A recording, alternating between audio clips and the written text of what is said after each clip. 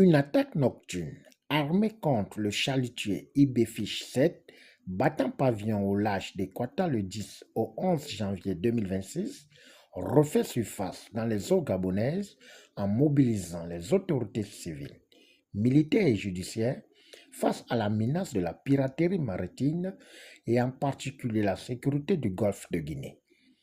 C'est dans ce cadre que le juge Nkulu Ondo, avocat à la Cour, a été face à la presse nationale et internationale le jeudi 15 janvier 2026 au siège d'IBFISH situé au premier arrondissement de la commune d'Ovendo. Le chalutier IBFISH 7, battant pavillon gabonais, a été attaqué par des pirates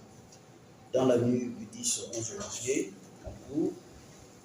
aux environs de 2 heures au large d'Équateur, dans les eaux territoriales du Gabon.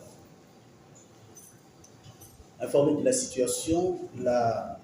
Marine nationale a aussitôt déployé un dispositif d'urgence par lequel le chalutier en danger a été localisé avant d'être escorté jusqu'au port de Dovéné. Cependant, 9 membres de l'équipage attaqués dans le chaos de cet abordage ont été arrachés de force au reste de l'équipage par les ravisseurs. Il s'agit de Wang Wenyi, capitaine de bord, de Jian Guren, capitaine adjoint, de Guyo Yutao, mécanicien-chef,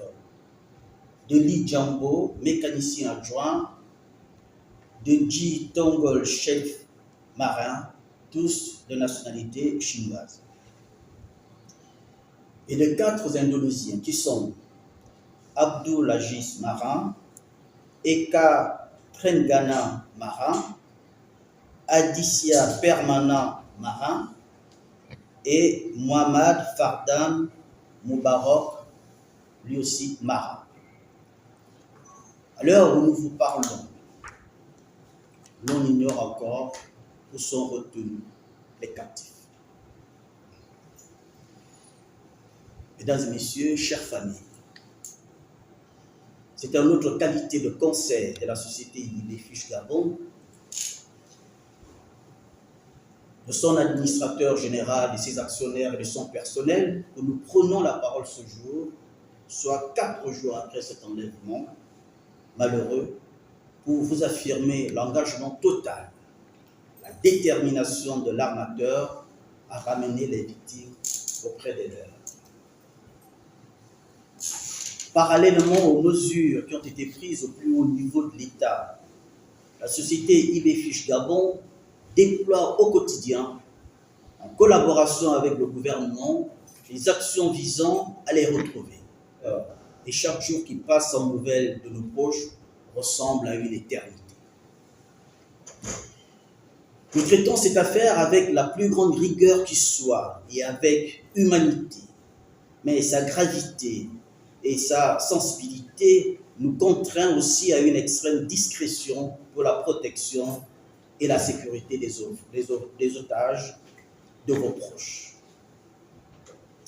Dans cette douloureuse épreuve que traverse la société IBFISH, son personnel,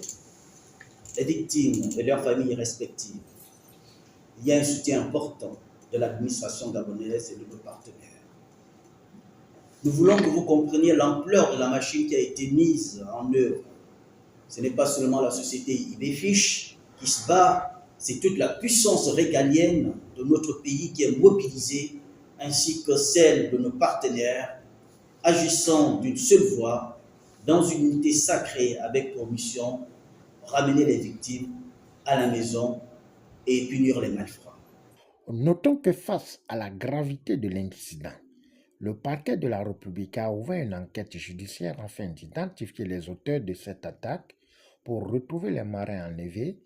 car cette actualité pose une acuité de la sécurité maritime, protection de l'équipage, en rassurant les acteurs du secteur maritime. Au finish, les 9 membres arrachés de force par les ravisseurs plongent les familles dans une angoisse en multipliant des efforts pour un retour en famille à travers la convergence des forces et le traitement des informations pour retrouver les 9 otages.